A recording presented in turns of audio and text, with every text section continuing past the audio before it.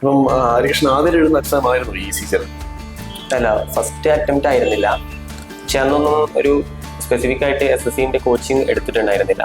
ആ CHSL tyre 1 qualify ആയപ്പോൾ ഒരു ചെറിയൊരു കോൺഫിഡൻസ് വന്നു. ആ ഒരു അറ്റ്മോസ്ഫിയർ കിട്ടിയതുകൊണ്ടാണ് പെട്ടെന്ന് തന്നെ ഓട്ടോമാറ്റിക്കലി നമ്മൾ അറിയാതെ തന്നെ ആ രാവിലെ തൊട്ട് വൈകുന്നേരം വരെ പഠിക്കുന്നുണ്ട്. പക്ഷെ നമുക്ക് ആ എഫേർട്ട് ഫീൽ ചെയ്യുന്നില്ല. അതായത് കണ്ടിന്യൂസ് ആയിട്ട് നമ്മൾ ഇവാലുവേറ്റ് ചെയ്യുന്നുണ്ട്. വരുന്നതിന് മുമ്പ് തന്നെ ഞാൻ ഇവിടുത്തെ യൂട്യൂബ് ചാനലിലെ ഒരു സ്ട്രാറ്റജി വീഡിയോ കണ്ടിട്ടുണ്ടായിരുന്നു. റിയലായിട്ട് വർക്കൗട്ട് ചെയ്യാൻ പറ്റുന്ന ഒരു പ്ലാനാണ് ഇവിടുത്തെ മെന്ററായ സന്ദേശ് സാർ അതിൽ പറയുന്നത്.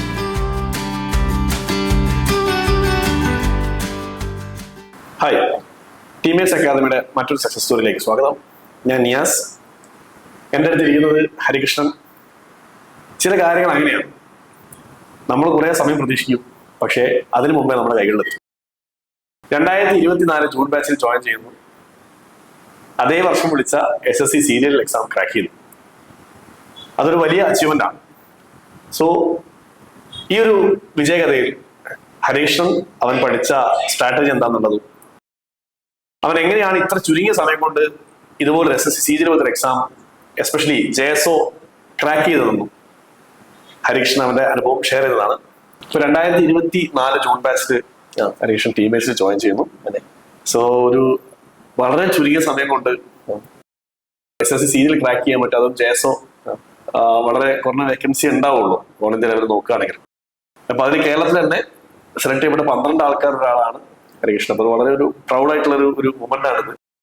So first of all congratulations. Thank you. എന്തൊക്കെയാണ് ഇപ്പം ഈ ഒരു ചുരുങ്ങിയ സമയം കൊണ്ട് എന്ന് പറയുന്നത്? ഇപ്പം ഹരികൃഷ്ണൻ ആദ്യം എഴുതുന്ന എക്സാം ആയിരുന്നു ഈ സീസൺ?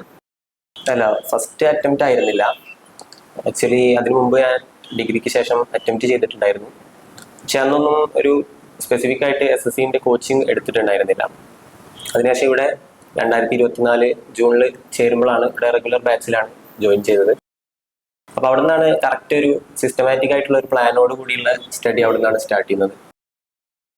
അപ്പൊ പിന്നെ ഈ 6 മാസം എന്നൊക്കെ പറയുന്നത് അത് കറക്റ്റ് ആ ഒരു ടീം വർക്ക് അവിടെ വന്നുകൊണ്ടാണ് അത്ര പെട്ടെന്ന്, അല്ലെങ്കിൽ ആ ഒരു സമയം കൊണ്ട് നമുക്ക് ഈ ഒരു പോസ്റ്റിലേക്ക് എത്താൻ സാധിച്ചത്. വരുന്നതിന് മുമ്പ് തന്നെ ഞാൻ ഇവിടുത്തെ യൂട്യൂബ് ചാനലിലെ ഒരു സ്ട്രാറ്റജി വീഡിയോ കണ്ടിട്ടുണ്ടായിരുന്നു.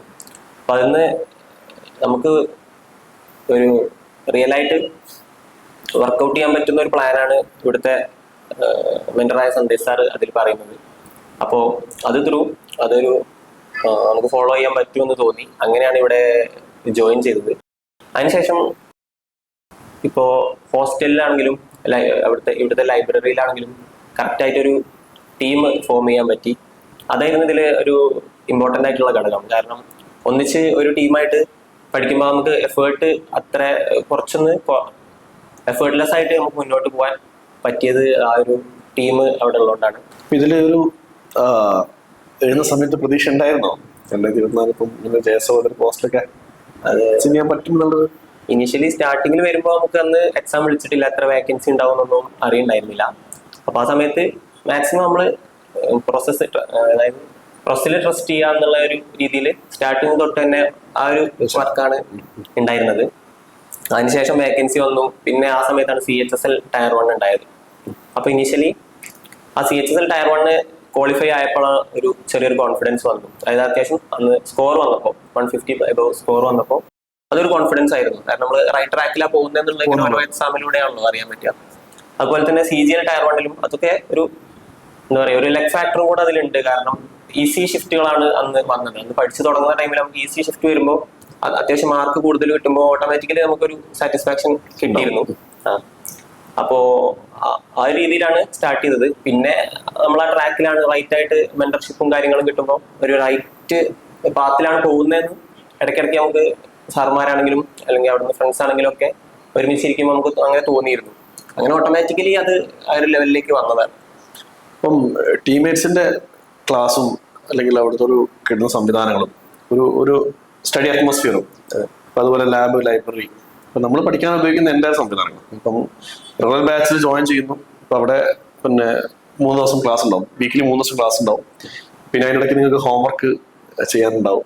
അപ്പം ഇങ്ങനെ ഒരു സിസ്റ്റമാറ്റിക് ആയിട്ട് റൺ ചെയ്യുന്ന ഒരു അക്കാഡമിക് സിസ്റ്റമാണ് ടീംമേറ്റ്സിൻ്റെ. അപ്പം അതിൽ ഇപ്പം ഹരീഷിന് പറയാനുള്ളത് എന്താണ്? അപ്പം അതിലൊക്കെ കൃത്യമായിട്ട് യൂട്ടിലൈസ് ചെയ്ത ഒരാളാണ്. അതെ, അത് ഇനീഷ്യലി ഇപ്പോൾ റെഗുലർ ക്ലാസ് ആയിരുന്നപ്പോൾ ആഴ്ചയിൽ 3 ദിവസം ക്ലാസ് ഉണ്ടാവും. അപ്പോൾ ക്ലാസ്സിലെടുത്ത ടോപ്പിക്സ് തന്നെ നമുക്ക് റിവൈസ് ചെയ്യാൻ ആ വീക്ക് തന്നെ സമയം കിട്ടും. അപ്പം അങ്ങനെ ഒരു കറക്റ്റ് മെത്തേഡിൽ തന്നെയാണ് പോയത് ഇനീഷ്യൽ ഡേയ്സ് തൊട്ട്. അതിപ്പോൾ എടുത്ത് പറയുകയാണെങ്കിൽ ഇടയ്ക്ക് വെച്ച് ഗ്യാപ്പ് എടുക്കാതെ തന്നെയാണ് മുന്നോട്ട് പോയത്. കാരണം അത്രേ ടൈം ഉള്ളൂ. അപ്പൊ അത് ഇപ്പൊ വീട്ടിൽ നിന്നാണെങ്കിലും അതിനുള്ള സപ്പോർട്ടൊക്കെ ഉണ്ടായിരുന്നു. കാരണം ഇടയ്ക്കിടയ്ക്ക് വീട്ടിലേക്ക് പോകേണ്ട ആവശ്യം വന്നിട്ടില്ല. ഇവിടെ ഹോസ്റ്റലിൽ തന്നെ ഒന്ന് പഠിക്കുകയായിരുന്നു. അതുപോലെ തന്നെ ഇനീഷ്യലി ഹോസ്റ്റലിലാണെങ്കിലും ഞാൻ ചെല്ലുമ്പോൾ തന്നെ അവിടെ ഓൾറെഡി പഠിച്ചുകൊണ്ടിരിക്കുന്ന ആൾക്കാരാണ്. CGL-ന് വേണ്ടി SSC-ക്ക് വേണ്ടി പ്രിപ്പയർ ചെയ്യുന്ന ആൾക്കാരെ ഒരു കൂട്ടത്തിലേക്കാണ് നേരെ കയറി ചെല്ലുന്നത്. അപ്പൊ അതൊരു ബെനിഫിറ്റ് ആയിരുന്നു. നമ്മളെ ചുറ്റുള്ള ആൾക്കാരൊക്കെ പ്രിപ്പയർ ചെയ്ത് കാണുന്നത് അല്ലെങ്കിൽ അങ്ങനെ ഇരിക്കുന്ന ഒരു സർക്കിൾ ക്രിയേറ്റ് ചെയ്യാന്നുള്ളത്. അപ്പൊ അതുകൊണ്ടാണ് നമ്മൾ ഇൻസ്റ്റിറ്റ്യൂട്ടിൽ പോകുമ്പോൾ നമുക്ക് കിട്ടുന്ന ബെനിഫിറ്റ് തീർച്ചയായിട്ടും ആണ്. അപ്പൊ നമ്മൾ ഒറ്റയ്ക്ക് വീട്ടിൽ വേണമെങ്കിൽ പഠിക്കാം. പക്ഷെ നമ്മളവിടെ നമുക്ക് തോന്നുന്ന സമയത്ത് ഇറങ്ങി പോകുന്നു, നമുക്ക് തോന്നുന്ന സമയത്ത് നമ്മൾ കടന്നു പറയുന്നു. പക്ഷെ ഇവിടെ നമ്മളൊരു മടി ചെറിയൊരു മടി തോന്നുന്ന സമയത്ത് നമ്മളെ തൊട്ടടുത്തുള്ള ആൾക്കാർ പഠിക്കുന്ന കാണുന്നുണ്ട്. എസ്പെഷ്യലി ലാബിലൊക്കെ ഇരുന്ന് നോക്കിയ സമയത്ത് നമുക്ക് ആ ഒരു ഫീൽ ഉണ്ടാവും. അതെ, അത് കറക്റ്റ് ആണ്. കാരണം ലാബിലൊക്കെ നല്ലോണം യൂസ് ചെയ്തിട്ടുണ്ടായിരുന്നു. അതായത് ഇപ്പോ ഫസ്റ്റ് ഞാൻ ഹോസ്റ്റലിലെ എന്റെ ഫ്രണ്ട്സിനെ പറ്റി ഒന്ന് മെൻഷൻ ചെയ്യാം. കാരണം അത് അവിടുന്നാണ് സ്റ്റാർട്ട് ചെയ്യുന്നത്. കാരണം ഞാൻ ഹോസ്റ്റലിലേക്ക് വരുമ്പോൾ എനിക്ക് GK എന്ന് പറയുന്നത് 0 ലെവലിലുള്ളതാണ്. ബാക്കിയുള്ള സബ്ജക്ട്സ് ഇപ്പോൾ മാത്സ് ആണെങ്കിലും ഇംഗ്ലീഷ് ആണെങ്കിലും ഒക്കെ ഒരു ബേസ് നമുക്ക് ചെറിയൊരു ഐഡിയ ഉണ്ട്. മുമ്പ് എക്സാം എഴുതിയെന്ന് വെച്ചിട്ടും ഒരു ഐഡിയ ഉണ്ട്. അപ്പൊ നമുക്കത് റെഡിയാക്കി എടുക്കാന്നുള്ളൊരു കോൺഫിഡൻസ് ഉണ്ട്. പക്ഷെ GK അന്ന് ആദ്യമായിട്ട് സ്റ്റാർട്ട് ചെയ്യാം. അപ്പൊ എൻ്റെ ഹോസ്റ്റലിലാണെങ്കിൽ ഞങ്ങൾ 4 പേരാണ് ഉണ്ടായിരുന്നത്. അപ്പോൾ തിലക്, അക്ഷയ്, ശ്രുബിൻ. അപ്പോൾ ഇതിൽ തന്നെ തിലക് എന്ന് പറഞ്ഞാൽ ഓൾറെഡി UPSC പോലുള്ള എക്സാമിന് പ്രിപ്പയർ ചെയ്തിട്ട് GK-യിൽ അത്യാവശ്യം ഡെപ്ത് ഉള്ള ആളാണ്. അപ്പൊ ഇനീഷ്യലി എങ്ങനെ പഠിക്കണം, അതായത് ഏതെന്ന് സ്റ്റാർട്ട് ചെയ്യണം, ഇപ്പൊ പോളിറ്റി, ആർട്ടിക്കിൾസ്, അങ്ങനെ വളരെ ബേസ് കൂടുതലായിട്ട് SSC-ക്ക് ചോദിച്ചു വരുന്ന ചോദ്യങ്ങൾ ഏതൊക്കെയാണ്, ഏതൊക്കെ പാർട്ടാണ് ഫോക്കസ് ചെയ്യേണ്ടത്, അങ്ങനെ ഒരു ഇനീഷ്യലി സ്റ്റാർട്ട് കിട്ടിയത് ആ ഹോസ്റ്റലിൽ നിന്നാണ്.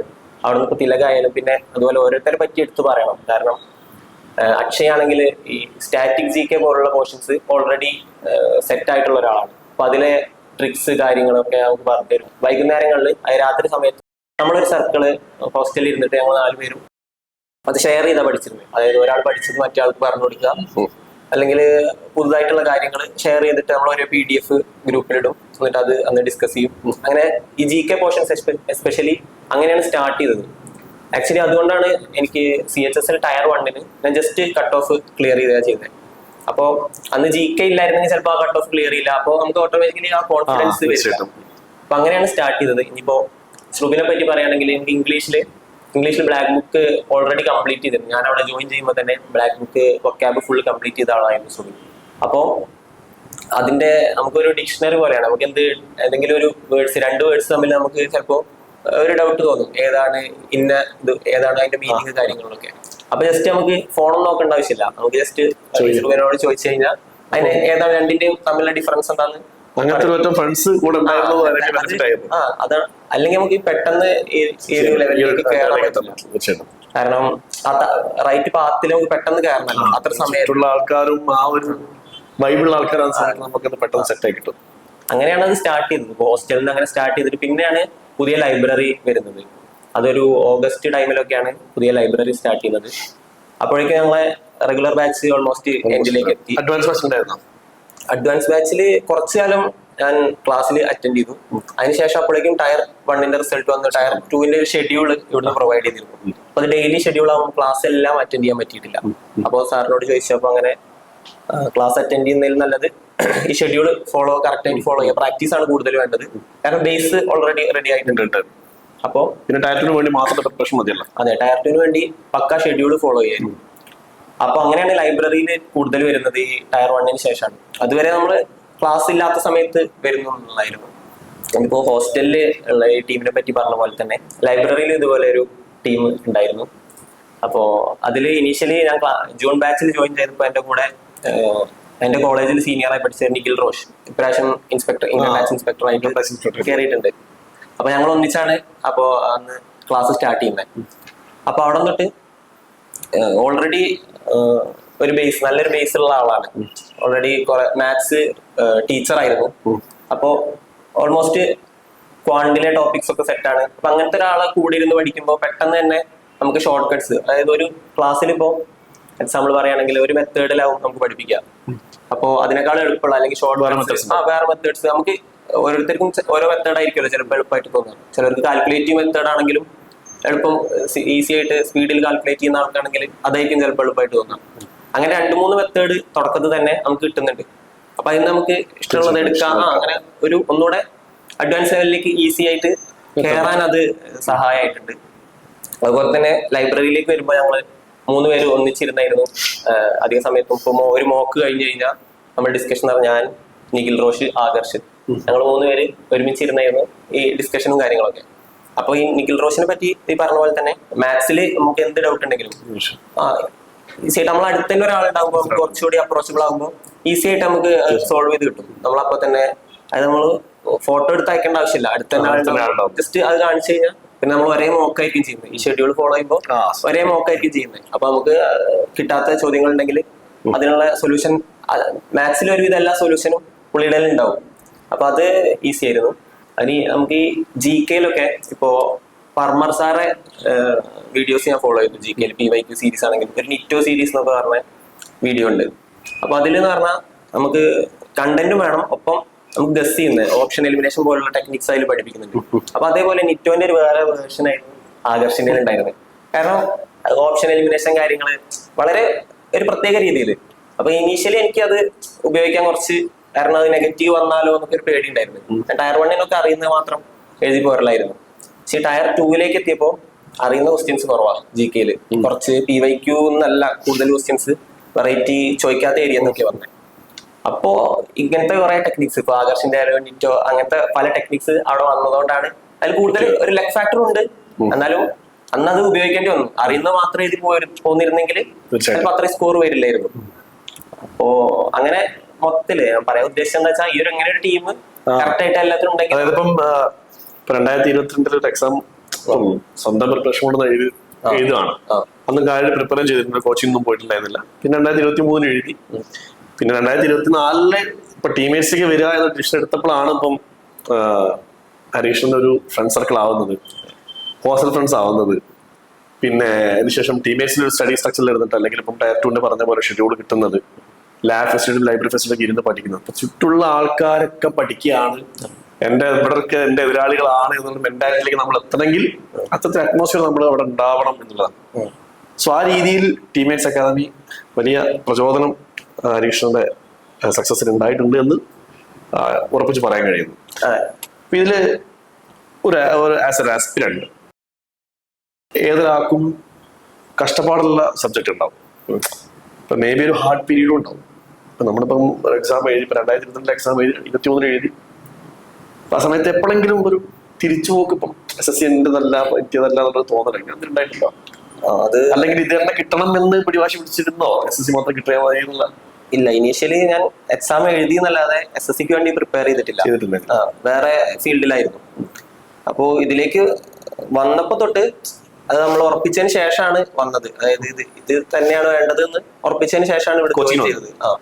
അപ്പോ അതുകൊണ്ട് തന്നെ മൈൻഡ് ക്ലിയർ ആയിരുന്നു, കാര്യങ്ങളൊക്കെ ക്ലിയർ ആയിരുന്നു. പിന്നെ ഈ പറഞ്ഞ പോലെ ആ ഡിഫറൻസ് ഫീൽ ചെയ്തിരുന്നു. 2022 2023 നമ്മൾ വെറുതെ പോയി എഴുതുന്നതും 2024 കോച്ചിങ് എടുത്ത് എഴുതുന്നതും അത് ഇനീഷ്യലി തന്നെ ആ ഡിഫറൻസ് ഫീൽ ചെയ്തു. പിന്നെ സാർ പറഞ്ഞ പോലെ ഇപ്പോൾ ലൈബ്രറിയിലൊക്കെ മറ്റുള്ളവരിൽ പഠിക്കുന്നത് കാണുമ്പോൾ അത് ശരിക്കും ഇൻസ്പിറേഷൻ ആയിരുന്നു.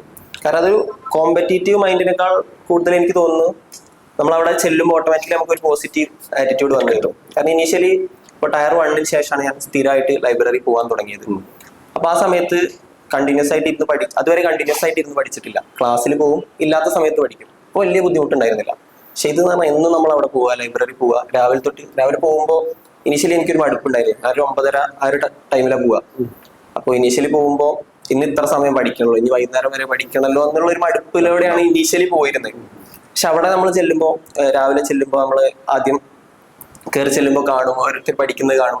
അങ്ങനെ ഓരോ വ്യക്തികൾ നമുക്ക് ഇൻസ്പിറേഷനായ ഒരുപാട് പേരുണ്ട് ഇവിടെ ലൈബ്രറി തന്നെ. അങ്ങനെ ഒരുപാട് അങ്ങനെയുള്ള ആ ഒരു അറ്റ്മോസ്ഫിയർ കിട്ടിയതുകൊണ്ടാണ് പെട്ടെന്ന് ഓട്ടോമാറ്റിക്കലി നമ്മൾ അറിയാതെ തന്നെ, അതായത് ഒരു 2 മാസം കഴിഞ്ഞിട്ട് ഞാൻ പിന്നെ നോക്കുമ്പോൾ ഓട്ടോമാറ്റിക്കലി നമ്മൾ, കാരണം ഓട്ടോമാറ്റിക് രാവിലെ തൊട്ട് വൈകുന്നേരം വരെ പഠിക്കുന്നുണ്ട്. പക്ഷെ നമുക്ക് ആ എഫേർട്ട് ഫീൽ ചെയ്യുന്നില്ല. രാവിലെ ചെല്ലുമ്പോൾ ആളുകളെ കാണുമ്പോൾ ഒരു പോസിറ്റീവ് ആറ്റിറ്റ്യൂഡ് കിട്ടിയിരുന്നു. അപ്പൊ അതൊരു മേജർ ചേഞ്ച് ആയിരുന്നു. അല്ലെങ്കിൽ നമ്മളത് ഒരു ബേർഡൻ ആക്കി വെച്ച് പഠിക്കുന്ന പോലെയാവും. ഇന്ന് ഇത്രയും പഠിക്കണല്ലോ എന്നുള്ള രീതിയിൽ.